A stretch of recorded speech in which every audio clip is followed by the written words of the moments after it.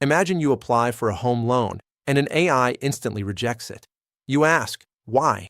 And the bank simply says, because the computer said so. Frustrating, right? As AI takes over critical decisions in healthcare and finance, we can't just trust the black box. This is where two massive concepts come in: interpretability and explainability. Most people think they are the same thing, but they aren't. Let's break down the difference. First, let's look at the definitions. Interpretability is about the mechanics. Think of this as a glass box.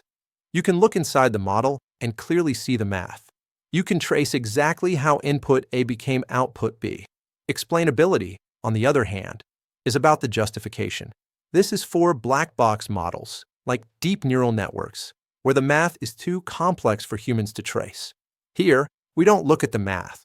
We use tools to find the reasons that influence the decision. Let's make this concrete with a bank loan example. Scenario A, the interpretable model. The bank uses a simple decision tree. It's a flowchart.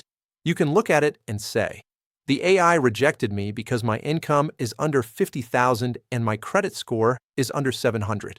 You understand the mechanics. This is interpretability. Scenario B, the explainable model. Now, imagine the bank uses a massive deep learning brain involving thousands of variables.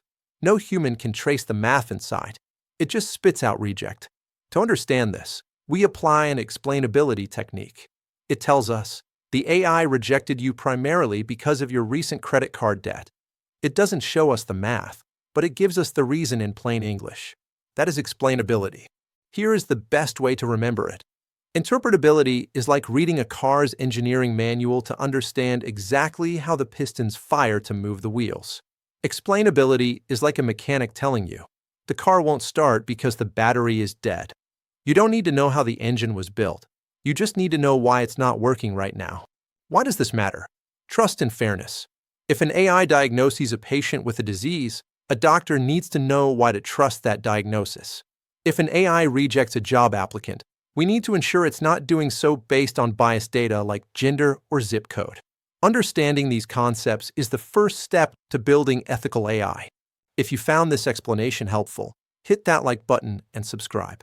In my next video, I'll show you the actual tools we use to crack open these black boxes.